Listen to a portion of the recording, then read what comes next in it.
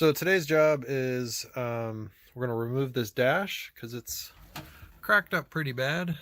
So we're going to pull this dash, and then I've got a better one over here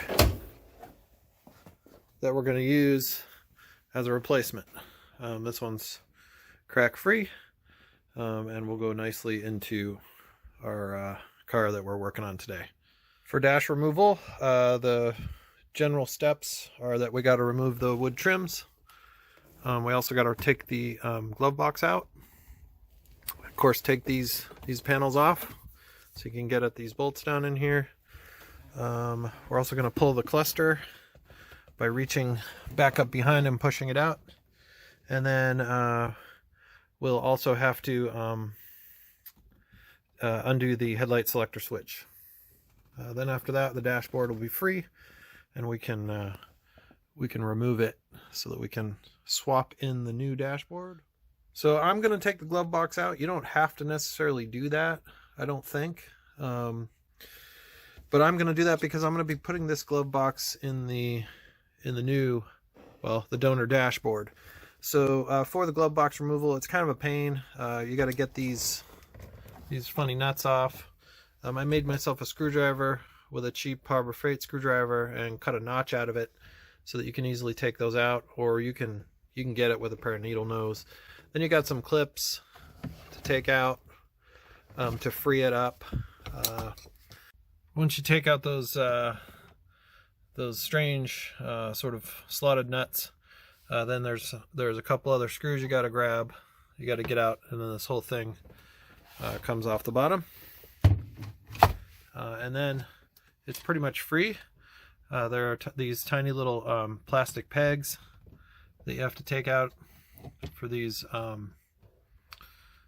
hinge. Well, they're not the hinges, but they keep it from opening too far. The supports. So you take those pins out, and then this whole thing will come off, and then I can take these plastic pin, or these plastic panel pins out, and then I should be able to slide this whole thing out. So once you've got all these pins out, and you've detached your glove box light, you just slide this thing right out, and you can see that gives us better access.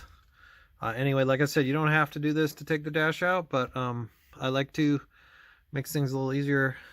Plus, like I said, we're going to be using this glove box in the donor dash. Alright, so next thing we're going to do is remove the headlight selector switch. Basically what happens for this one is this switch pulls out. Sometimes you have to get two screwdrivers into the sides there, and then there's a nut or there's a nut on there, which I'll show you in a second. So that switch pries off, and then it reveals the nut. Once you take that off, you can pull this trim off, and then that frees the headlight selector switch. Then the next thing we're going to do is detach the brake release. So for the brake release, it's pretty easy. You just reach back here, and you can see, get the camera lined up here, you can see that there's a chain. Let me get my screwdriver. There's a chain. Basically, you just gotta unhook that chain up there from the mechanism that releases the brakes. So once you unhook that, then you can pull this release knob, pull it right out. For the instrument cluster, I just usually reach back and push it forward. Like there, I've got it started. Be careful not to pry on the lip of the bezel. That's not a good idea. Definitely reach back behind. Once you have that trim panel gone, it's pretty easy to reach up underneath and push. There we go. See? Now it's coming forward. Now I've got it. And then you get it out to the point where you can reach back So I'll pull it out, I'll work it out a few more inches, then you reach back and disconnect the wires. And also the oil pressure line. The oil pressure line is an actual oil. It's a pressurized oil line, so you have to actually unscrew it from the back of the dash. So we've got it pulled out. I've got the electrical connections undone, but you'll notice in here there's also the speedo cable right there. So we've got to reach back there with some decent sized needle nose and undo that, and it just slides off. And then, like I said, the last one I got to get is that oil pressure line, which is back in there. And for that, I just use an adjustable to get back in there and undo it. All right, so we got the speedo cable detached, and now, like I said, the last one we got to get is the oil line. That was the speedo. And now we're going to get that oil line there. And it's just that brass one. So I just reach back there with an adjustable and undo it. It may drip a little. And then we're home free with this cluster. So we've got the cluster out. Like I said, you got various electrical connections that we had to reach back and undo. That's a big one. I actually reached back there with a little screwdriver and kind of pried the corner of it carefully without trying to break it. And then we had the speedo, and then we had the speedometer, and then we had the oil pressure line. Now's a great time to replace bulbs. This one actually has broken off inside, but now is a fantastic time to switch out the bulbs that you have here for the instrument panel. Also, if you're putting in LEDs, I have a couple recommendations I'll put in here. For a warm color LED instead of a bright white one.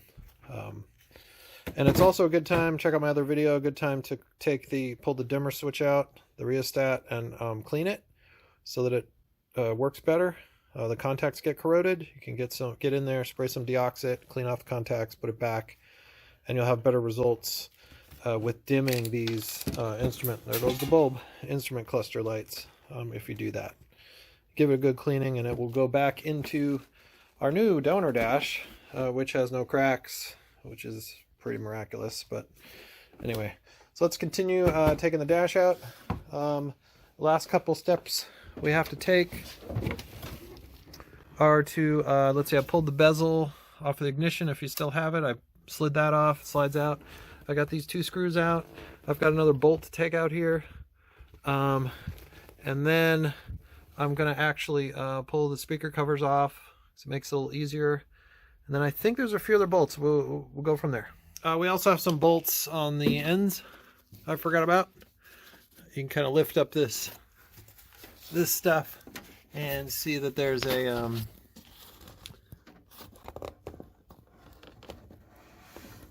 bolt in there that we got to get out on the edge. And it unscrews actually from the inside. You can kind of see it there. So we pretty much have everything detached.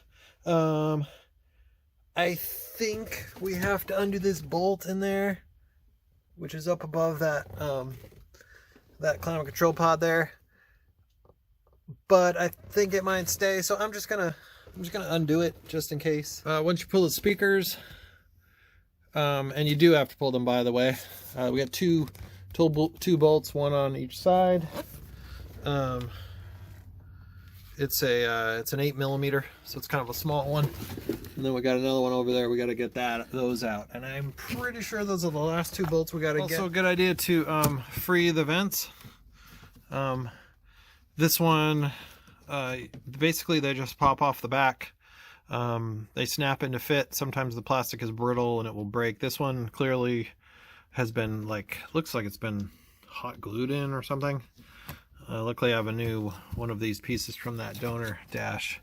And then free these other 2 center ones, and then the other one. You just reach back here and you can free the bezel. Just kind of pops off. Be careful if they're your only ones. I have some spares, so I can be a little rough with them, but be a little careful with them. That way when you pull this dash out, those aren't hanging on.